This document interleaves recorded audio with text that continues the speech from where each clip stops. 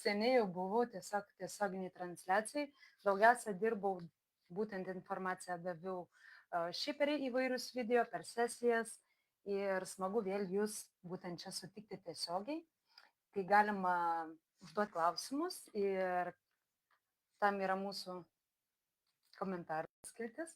Pasisveikinsiu, gal ir aš pradėsiu matyti komentarus jūsų.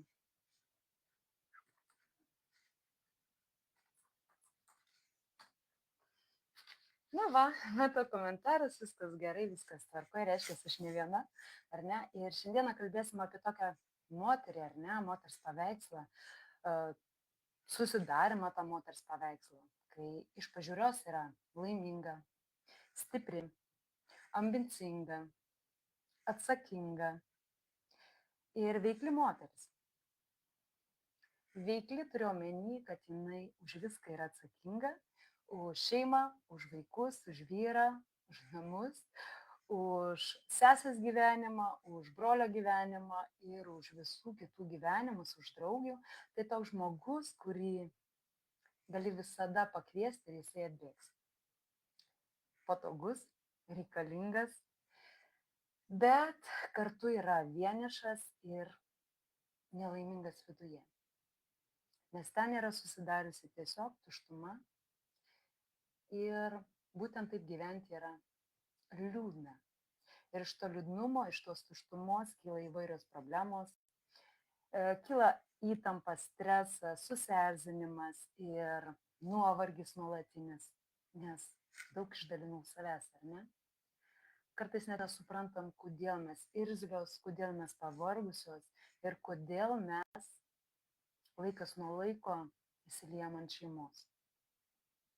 Nors iš pažiūros vengiam konfliktų ir viską darom, kad mūsų santykiai būtų tvirti ir kad mūsų santykiai būtų tie, apie kuriuos mes svajojam, kuriuose mes jaustumėmės gerai, mylimos ir gautumėm to dėmesio. Bet kuomet yra mūsų vidiniai blokai, kurie mums trukdo eiti į santykių stiprinimą, mes dažnai susiduriam su tuo, kad mūsų visos pastangos, kurias mes turime, kažkaip pradeda veikti priešingai, negu mes kad norėjome. Ir tai yra dėl to, kad mus vis dėlto veikia praeitis, vaikystė, įsitikinimai, artimoji aplinka, požiūris, mąstymas ir mūsų seni veiksmai. Viso to visuma ir yra mūsų sprendimo būdas ir atsakymas į mūsų pagalbos šauksmą. Taigi, pažvelkime, kuo gyvena šita moteris kiekvieną dieną. Ir aš tai pabandysiu perteikti būtent per klienčių patirtis, kurias surinkau dirbant su jomis. Taigi mano informacija nėra tiesiog kažkur iš knygelio ar iš dangaus nukritusi, aš dirbu su moterimis individualiai ir ten gliaudomės įvairiausias moteriškas problemas, įvairiausias santykių problemas ir moteris būtent kartu su manimi eina į tą transformacinį kelią, kurio metu susitvarko savo vidų, kad nebūtų tuštuma, kad užsipildytų ir išjaustų pilnatvę ir tuo pačiu susitvarko po truputėlį savo santykius. Juk laiminga žmona, laiminga šeima, ar ne? Kas prieštaraujat, pakomentuokit. Palaikykit komentarais, palaikykite kažkuom ir imname tada į tos moters paveikslą. Taigi, pažvelkite į šį paveikslą, kurį apibūdinsiu moters, taip sąžiningai, nuoširdžiai ir atsakykit savo, ar jums šitas vaizdas nėra pažįstamas. Jeigu tai ne apie jūs, galbūt apie jūsų kažkokią brangę jums moterį. Tai šita moteris, vos pabudusi, jinai nebėga darytis kavos, nors atsimerkusios jos akys laksto nuo minčių, jinai jaučiasi dar pavargusi, bet nespėjusi pailsėti, bet jau josios mintyje visos dienos planas. Kur jinai eis, ką jinai darys. Ir tas planas prasideda nuo to, kad reikia pasirūpinti pusryčiais. reikia pusryčius patiekti šeimai, reikia pietų dėžutes užpildyti. Vėliau reikia sutvarkyti namus, suspėti į darbą, padirbti darbe atsakingai, ką tik tais darbdavys lieps. Ir vėliau kažkur parbėgti namo ir vėl ta pati rutina. Ir vėl namai, ir vėl puodai, ir vėl visur iki nugriuvimo visi paviršiai blizgainami. Viskas turi būti idealiai sutvarkyta, iššluostyta, pagaminta, kad visi jaustų patogumą ir jaukumą. Ir būtent tokia moteris jaučiasi per visą šitą mechanizmą svarbi, reikalinga. Nors ir kaip minėjau, kad jinai yra jau pavargusi, perdegusi, ar ne, ir joje jau pasikelia tie neigiami jausmai, bet jinai ką mąsto? Jinai mąsto tai, kad jeigu ne aš, tai kas tada? Kas tada padarys valgyti? Kas tada išplaus grindis? Kas tada išskalbs? Kas, jeigu ne aš? Aš tas gyvenimo žvynelis, be kurio pasaulis sugrius. Aš esu svarbiausia, aš esu reikalinga, nes kas kitas pasirūpins. Ir tarsi visi yra aplinkui ją bejėgiai. Ar ne? Tarsi nesusitvarkys jie patys. Taip moteriai atrodo ir jinai atrodytų iš to, atrodo linksma, gerai nusiteikusi ir viskas su ja gerai. Ir jai atrodo lyg ir tas gyvenimas visas yra toks ok, kaip ir turi būti, ar ne, idealūs santykiai. Vyras nemuša, negeria, tai kodėlgi ne, visai viskas gerai, ar ne? Bet tada, kodėl besirūpindama jinai lieka su savimi, joje vyrauja tuštuma, vienatvė ir tas beprasmybės jausmas, kad josios dienos eina veltui, kad lygtais jinai gyvena ne savo gyvenimą. Kai stovi prieš veidrodį, lygtais tai į ją žiūri ji. Tarsi gyvenu ne savo gyvenimą. Tarsi kažkas yra negerai. Bet kas? Kas yra tas, kas verčia taip jaustis? Ir jinai dažnai visus šitos jausmus, kurie pasikelia laikas nuo laiko, bando patraukti šoną, tarsi save motyvuodama, kad jinai tai daro dėl vaikų, kad jinai tai daro dėl vyro, dėl sesės, dėl mamos, dėl darbdavio, dėl geresnio atlyginimo, dėl visų kitų, kad jinai taip stengiasi ir save dalina. Kad, kaip sakiau, jie be jos nesusitvarkys, kad visas pasaulis tiesiog sugrius. Ir toje motyvacijos kalboje yra visi darbas, kaip matot, vyras, vaikai, buitis, bet ne ji. Toje motyvacijoje nėra pačio svarbiausio žmogaus josios gyvenime. Tai jos pačios. Josios pasaulis visas sukasi apie kitus. Ką išgyvena vyras, ką išgyvena draugė, ką išgyvena vaikai. Ar jiems viskas gerai, ar jiems viskas patogu. Juk grįžus nuo sofos vyro jinai nenuvėja, jisai tai pavargo. Aš galiu ir pati. Todėl jinai tiesiog kitų poreikiuose ištirpsta. Ir pradeda tiesiog gyventi kitų poreikiais, jausmais. Ir pasidaro tas toksai aptarnaujantis personalas. Patogi žmona, gera žmona, mama, bet nelieka moters. Jinai būna viduje, tai nelaiminga moteris, kažkas šešėlis savo gyvenime. Tiesiog šešėlis savo gyvenime.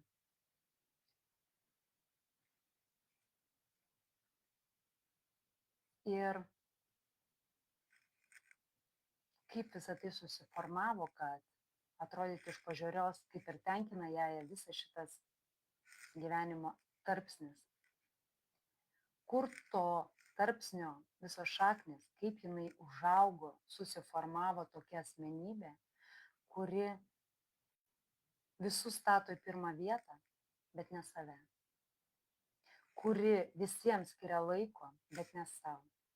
Kuri jaučiasi skolinga ir kalta, jeigu jinai serga arba negali skirti savo laiko. Ir būtent čia mes galim pereiti į tą etapą, kada viskas prasideda nuo mūsų vaikystės. Mūsų vaikystė yra tokia faina ir graži, kada mes ateinam. Mes turim daug pasitikėjimo, mūsų yra aukšta savivertė ir atrodytų gyvenimą mūsų daugiau niekas nepaveiks, nesulaužys. Bet deja, mes gaunam daug kritikos, mes girdim atstok, ne dabar, netrukdyk, nelysk. Kodėl tu gimėjai mergaite, ne berniuku? Čia tau ne vieta. Kodėl tu tokia esi lendant į akis, tavęs visur yra per daug. Ir kas tada vyksta? Vaiko mąstysenoje susiformuoja toks dalykas, kad aš toks, koks aš esu negeras, esu blogas, esu netinkamas. Ir nors visa ta aplinka jį skaudina per įvairias situacijas, jis jaučia atstumimą, ignorą. Ir ta aplinka kartais jam būna skaudi ir šalta. Jame susiformuoja tokios mąstysenos, kaip reikia būti tokiam patogiam ir geram gyvenime, kad įtikti, patikti ir prisitaikyti pagal tą visumą man brangių žmonių, kad aš jiems atrodyčiau pats geriausias, pats nuostabiausias. Ir su ta diena vaikas pradeda įrodinėti savo vertę. Jisai įsivaizduoja, kad reikia nusipelnyti savo vertę, kad kas tave pagirtų. Jam tada svarbu kitų įvertinimas, kitų nuomonė. Ir su visom šitom strategijom vaikas eina būtent į suaugusių gyvenimą. Tik ten pasikeičia dekoracijos, ten truputėlį viskas vyksta kitaip. Bet esmė išlieka ta pati. Mes vis tiek įrodinėjam, mes vis tiek prisitaikom. Ir kas dar susidaro toje vaikystėje pas vaiką pasąmonėje, ar ne, tokios idėjos, tai yra tie visos strategijos išgyvenimo, ar ne.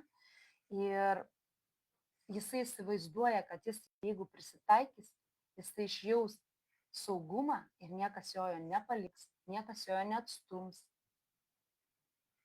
Ir viskas bus gerai, bus viskas faina, ar ne. Ir jis pradeda kurti įvairias strategijas, kaip įgyvendinti savo būtent tas planą. Tai viena iš strategijų yra stebėti tiesiog aplinką. Stebėti, žiūrėti, ką aplinka ir klausytis, ką aplinka reikalauja iš jo, kaip aplinka verčia jį elgtis, aplinka kokios nori asmenybės. Ir jisai bando pagal visų taisyklės ir visų rėmus prisitaikyti ir tapti ta asmenybė, kurios reikia jiems. Tėčiui, mamai, draugams. Praranda savo nuomonę, praranda savo ribas, praranda savo charakterį ir asmenybę. Netgi praranda savo talentus, nes galbūt jie yra netinkami mano aplinkybei. Ar ne? Mano tai artimai aplinkai, tėčiui, mamai. Nes, kas iš piešimo uždirbs, ar ne? Būdavo pats populiariausias. Pradėk piešti. Kas iš piešimo uždirbs? Va, gydytojų, teisininkų reikia būti, bet tikrai ne dailininkų. O, medikas pati nuostabiausia profesija. Kur tu čia sugalvojai? Į konditeriją, ar ne? tai arba kosmonautų tapti. Ką tu čia prisimastai, ką tu čia prisigalvoji, ar ne? Ir antra jo vaiko strategija būna tiesiog paspausti savo poreikius. Susitraukti, susimažinti, kad jo būtų mažiau, tiesiog pasislėpti kažkur ir paslėpti kartu savo poreikius. Man nieko nereikia, ką man duos, tas man gerai.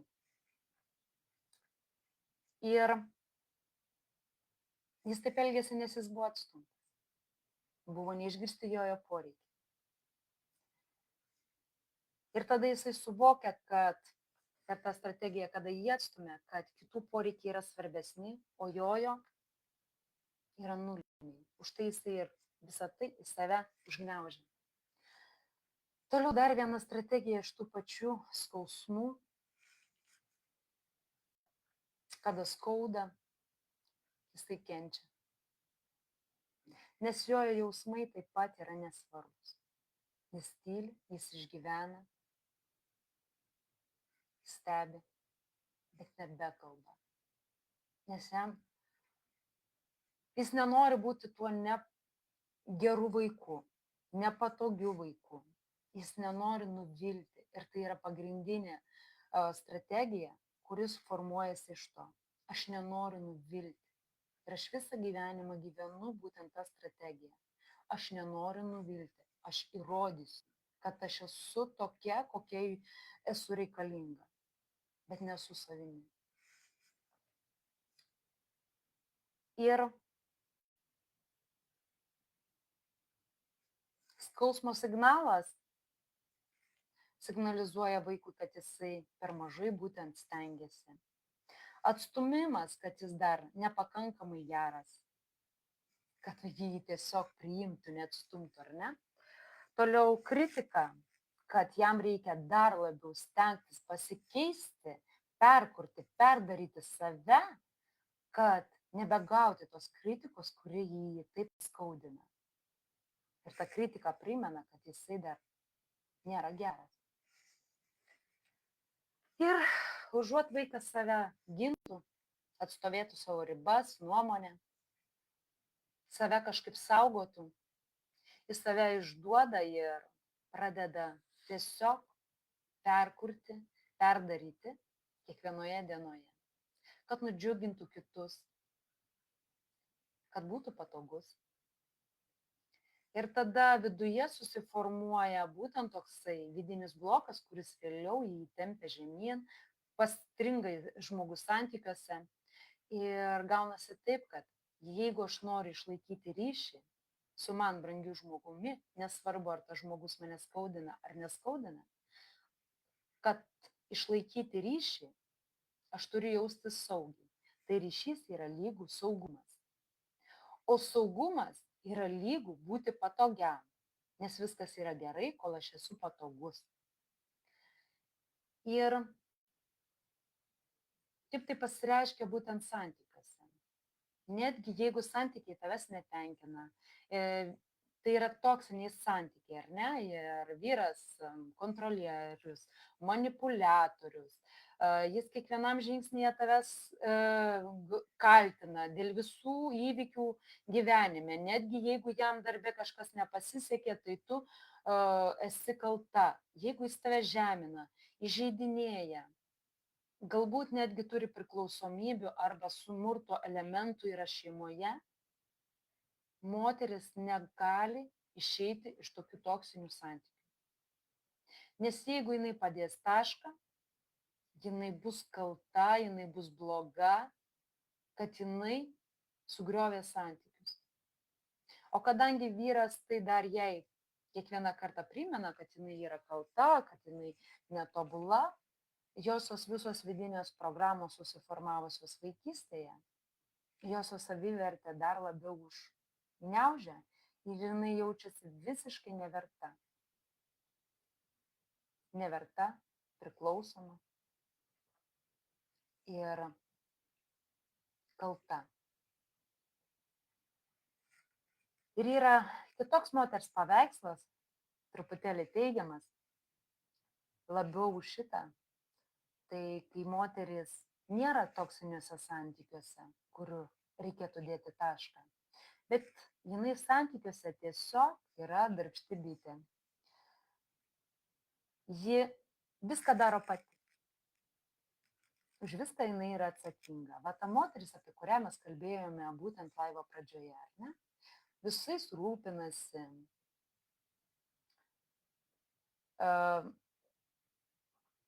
Netgi neleidžia vyrui ją pasirūpinti.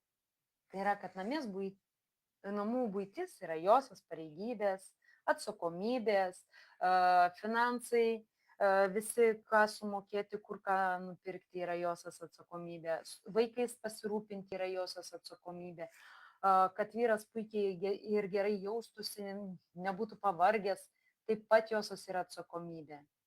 Jinai mato tai kaip savo pareigybę ir atsakomybę.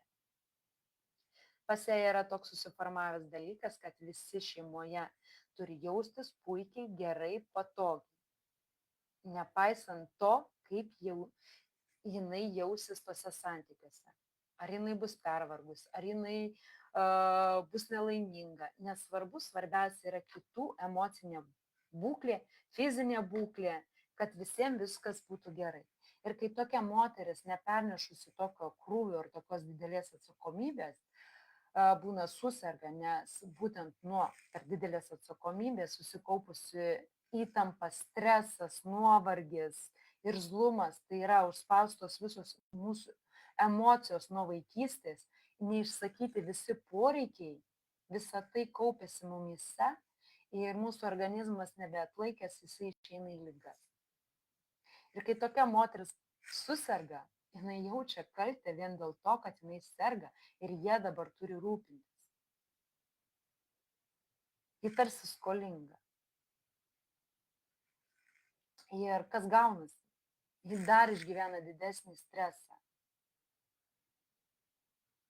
Nors ir viduje kažkur giliai jinai tikrai laukia to rūpesčio, dėmesio, švelnumo, kad jie kas nors pasirūpintų. Bet josios ta natūra, kuris susiformavo tą asmenybę, įtikti, patikti ir gyventi dėl kitų, visus išklausant, visus paguodžiant, išgyvenant visų, kai sakant, gyvenimo etapus, įsprendžiant visų problemas, bet ta pusė neleidžia, kad vyras pasirūpintų ją. Nors ir dažnai tokios moteris kelia tos priekaištus, kaltina,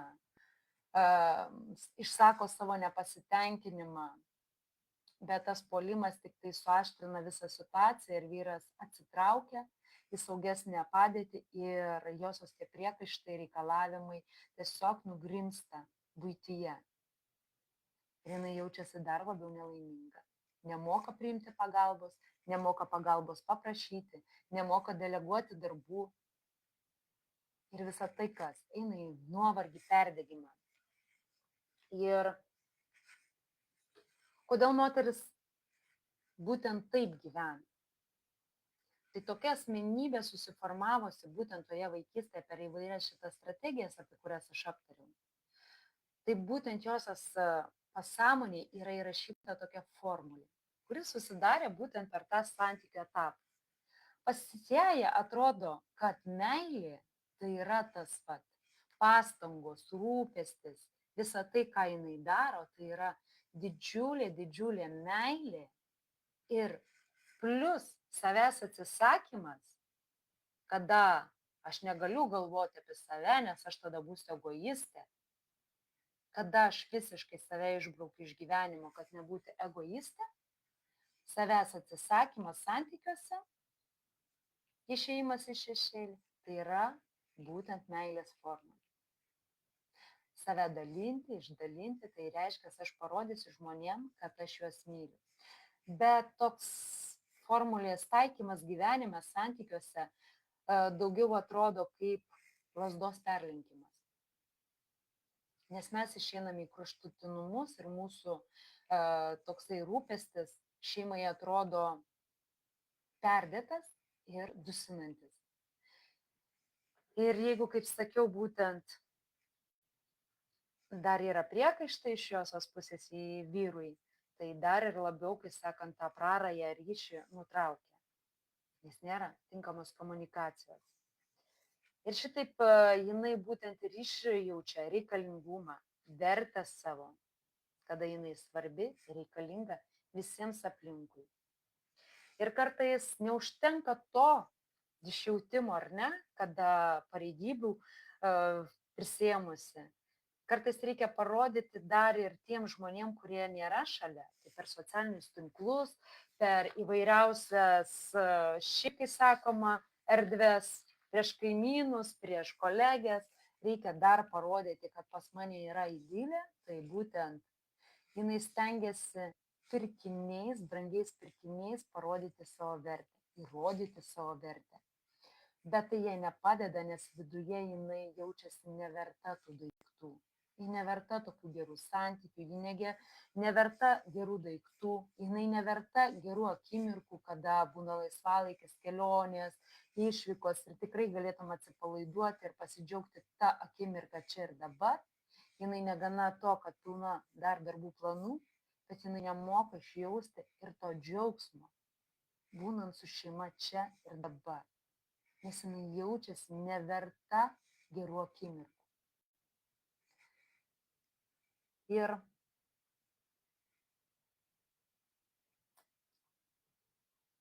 vat iš čia ir tai yra josios vidinė tuštuma. Iš baimės nuvilti, ką pasakys kiti, ir nuolatinis stresas, pyktis, nuovargis, kuris sudaro jausmą, kad mano gyvenimas beprasmis. Ir kai aš atsisuku atgal, laikas bėga, bet situacija nesikeičia. Vis tiek barniai, vis tiek pas mane tuštuma, vis tiek man trūksta dėmesio. Visiems aš reikalinga, visi nori pasinaudoti.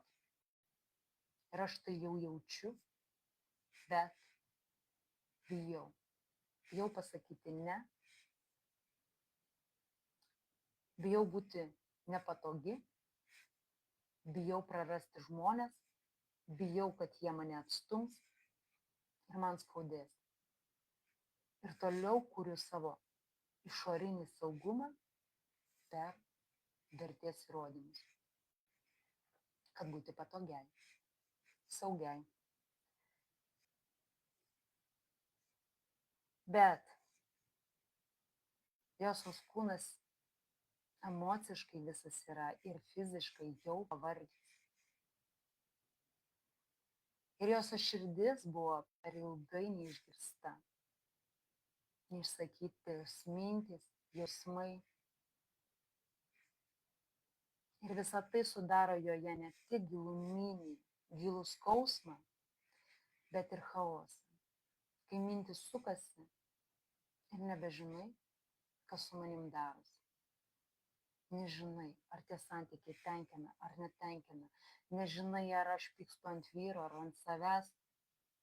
Ir tiesiog kiekvienoje dienoje aš leidžiu sau kartais pabūti tą blogą, išsilieti ant šeimos per emocinius kalnelius. Ir dėl to po to labai ilgai save griaužti.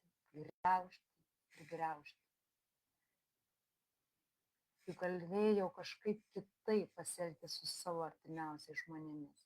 Mes niekaip nepriimam savo tos tamsiosios pusės, kuris skelbia, kad mes galim būti ir nepatogus. Ir kada žmogus yra nepilnas, ta tuštuma tai ir yra ta mūsų juodoji pusė, ar ne, kuri gali būti visokia. Ir kada mes jos nepriimam, mes už tai ir nesam laimingas, nes mes nemokam gyventi su jie. Mes nemokam pasakyti ne.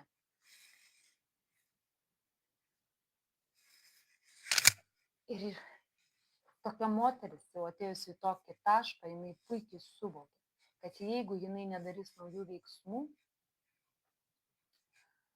netras naujų veiksmų, nieko nekeis savo gyvenime, savo būsenoj, jausenoj, net ir po 5-10 metų jinai vis tiek jausis būtent taip pat, kaip dabar. Apsverkusi, nelaiminga, vieniša, chaose. ir iki santykių idilės, kurios jinai taip nori ir kur įsikabinusi visais nagais ir ragais į tos santykius, liks tik idėja. Bus tuštuma, daug nuoskaudų ir skausmo. Ir jinai sėdi ir laukia to būtent išgelbėtojo. Nes pati jinai nežino, kaip visą šitą situaciją tiesiog pakeisti. Kaip išeiti būtent iš užburto rato, ar ne? Kada tu esi tam chaose, visas įspaustas ir nežinai kaip. Sėdi, žinai, kad tavęs tai netenkina, bet nežinai kaip.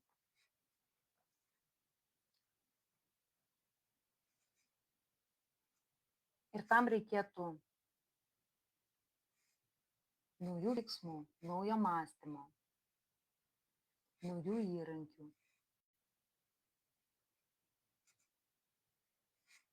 Ir to kelio nuo to chaoso iki pilnatvės, laimės savyje. Aš kalbu apie vidinius dalykus, ne apie tai laimę, kad suvalgiau šokoladuką ir aš esu laiminga, bet apie giluminius, vidinius laimės ir pilnatvės jausmus. Kada tu ryte atmerki akis ir sakai, blemba, kaip aš savo pavydžiu. Kaip faina, kad aš gyvenu. O tas jausmas, kai aš gyvenu, tiesiog gyvenu. Nesvarbu, kiek mano sąskaitoje pinigų. Nesvarbu, kas supa mane. Bet aš esu taikoj su savimi ir ačiū Dievui, kad aš gyvenu. Va tas jausmas. Tai ir yra pilnatvė. Ir iki jos yra tam tikras kelias. Ir būtent, kada moteris nežino to kelio, jos klajoja nuo vieno seminaro prie kito, paskaito knygas, bet taip ir nežengia to žingsnio. O nežengia to žingsnio vien dėl to, eiti į programą kažkur giliau, į kokius nors kursus gerus ar ne, jos nežengia to žingsnio, netgi kitos iki psichologo nenueina, vien dėl to, kad jos yra išmokusios savo poreikius užspausti. Man dar netaip skauda. Kažkam reikia labiau, todėl aš padovanosiu jiems tą laiką, tą specialistą. Nors jau beliko tik nuspausti, išsiųsti ir jau būtų užklausa išsiųsta ar ne, ir specialistas susisiektų. Bet vis ne dabar. Vis ne tas laikas. Ir 1001 priežastis, kodėl ne. Ir tai yra iš tos geros mergaitės sindromo, kai aš vis dar galvoju apie kitus. Bet čia laikas ir sustoja. Būtent šiandieną čia laikas ir sustoja. Įsivaizduokite, kad jūsų pasaulyje nebeliko daugiau nei vienos moters. Esate jūs ir esu aš. Tai reiškia, kad jūsų situacija yra svarbiausia. Jūsų jausmai yra svarbiausia. Jūsų savijauta yra svarbiausia. Ir kad dabar jūsų laikas ir metas, kada galite sau leisti, pakeisti jūsų savijautą į pilnatvę, į laimę, iš vidaus. O kaip tai padaryti? Čia į pagalbą ateina mano programa, autorinė programa Pasitikėjimo galia poroje, kurios metu mes einam 3 mėnesius transformaciniu keliu, kada moteris atpažįsta save, susidėlioja mintis, susidėlioja jausmus, sustabdo senas strategijas, kurios nebeveikia ir pakeičia jas strategijomis, kurios veda juos į augimą, į komunikaciją, į išmokimą deleguoti darbus, į atsipalaidavimą, kur kaltė pasitraukia, gėda pasitraukia. Ir jos moka pasakyti ne. Jos moka užbrėžti ribas. Jos moka atsipalaiduoti, pasimėgauti tomis akimirkomis, kurios yra čia ir dabar. Taip pat jos išaugina pasitikėjimą savimi, susigrąžina savo savivertę, užaugina savyje per meilę savo tą pilnatvės jausmą, tą moterišką energiją, kuri tiesiog trykšta iš jų akių.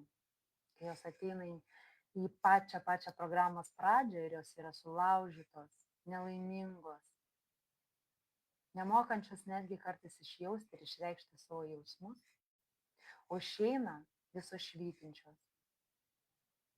švytinčios, atsigavusios, nurimusios, suvokiančios, kas su jomis darosi, suvokiančios, kokie yra procesai, kaip tos procesus visus įvaldyti. Jos įgauna naują mąstymą,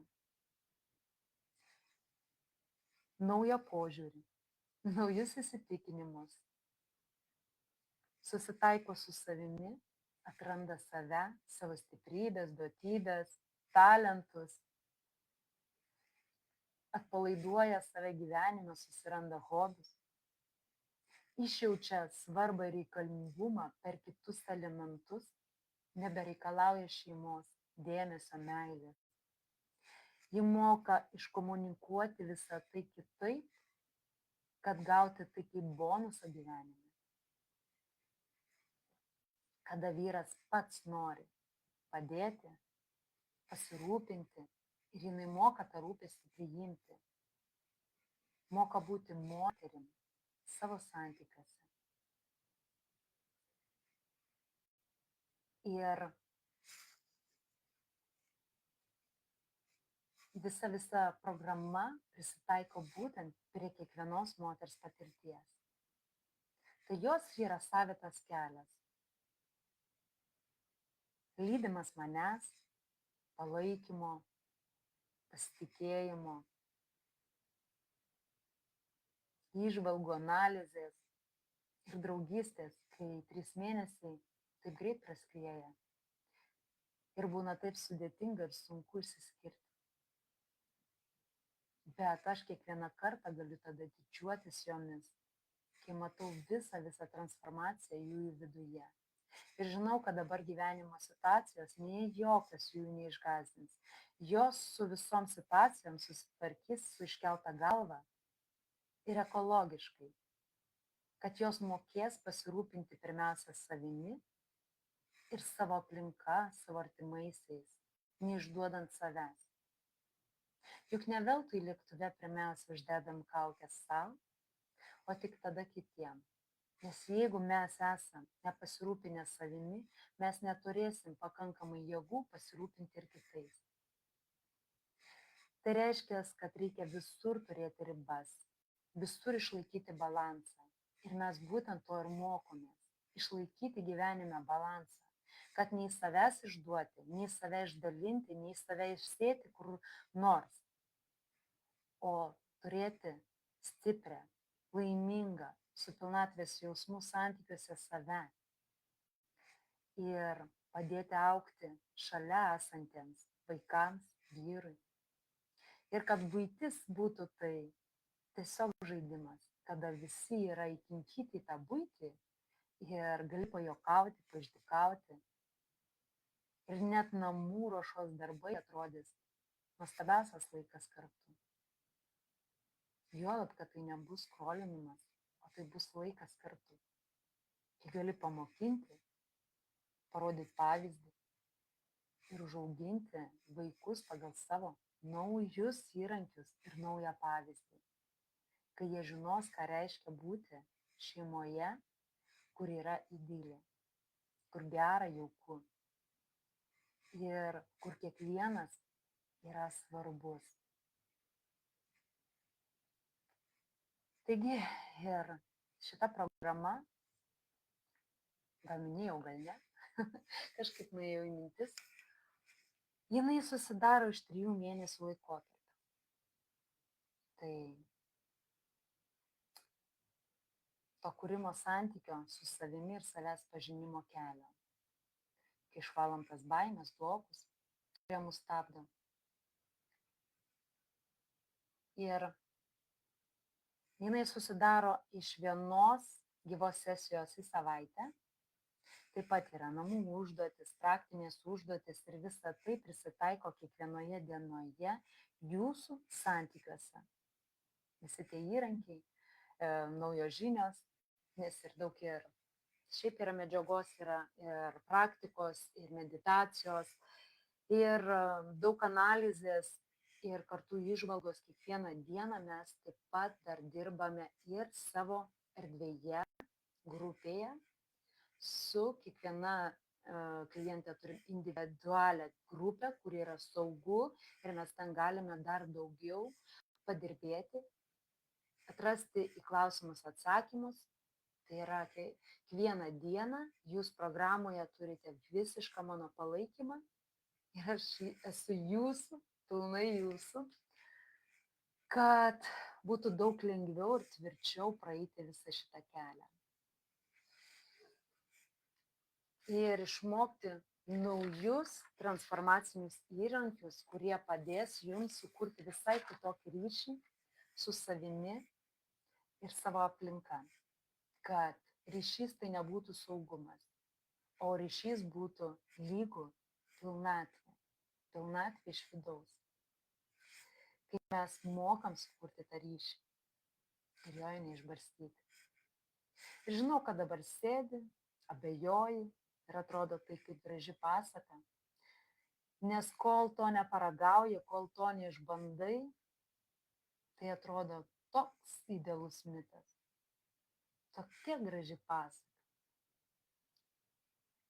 Ir aš taip galvoju, kol savo kelyje nesurizikavau ir nenuėjau į tokią irgi programą. Ir nesusitvarkiau savo pykčio, pavydo, emocinių kalnelių, kontrolės problemų, kol nusiauginau savivertę ir pasitikėjimą. Ir dabar aš norėčiau jums užduoti kelis klausimus. Ir jeigu į šitos klausimus jūs atsakysite ne, tai žinokit, kad būtent jūsų laikas, jūsų metas jau išaušo. Kad nebėra jokių kitų svarbiau, esat pati svarbiausia ir ypatingiausia šiandieną jūs. Nes ir programa yra minimaliai vietoje, nes tai yra individualus darbas. Ir pačios ypatingiausios ir nuostabiausios moteris, kurios būna jau apsisprendusios eiti į rezultatą ir gauti tą geriausią rezultatą savo gyvenime, jos surizikuoja ir ateina patikrinti tos pasakos, apie kurią aš šneku. Tai išeina su rezultatais ir pagerėjusią savijautą. Taigi, šiandien verta surizikuoti ir pagaliau pasirinkti save. Ir atsakykite savo sąžiningai šitos klausimus. Ar vis dar norisi laukti 2, 3, 5, 10 metų ir gyventi vis tame pačiame scenarijuje? Ar vis dar nori visada būti ta paskutinė asmenybė, kuriai nebelieka nei laiko, nei energijos? Juolab, kai negerbi savęs, nevertini savęs, iš aplinkos taip pat negauni nei pagarbos, nei įvertinimo. Ir esi tiesiog šešėlis savo gyvenime. Ar vis dar nori gyventi kitų gyvenimus? Kai grįžti iš darbo ir nėra net kam pasiguosti, kaip tau buvo šiandien sunku, sudėtinga. Nes žinai, kad niekam nerūpi. Nes tu davedai iki tiek, kad visada esi patogi, esi visada laiminga, kad visi nesitikė, kad tau gali būti blogai, kad tu esi pavargusi, kad tau kažkas yra negerai. Ir jie tarsi negirdi tavęs, nemato tavęs, tomis akimirkomis, kai tau labiausiai reikia paramos ir palaikymo. Ar vis dar nori gyventi tokiam scenarijuje? Ar nori kažką keisti?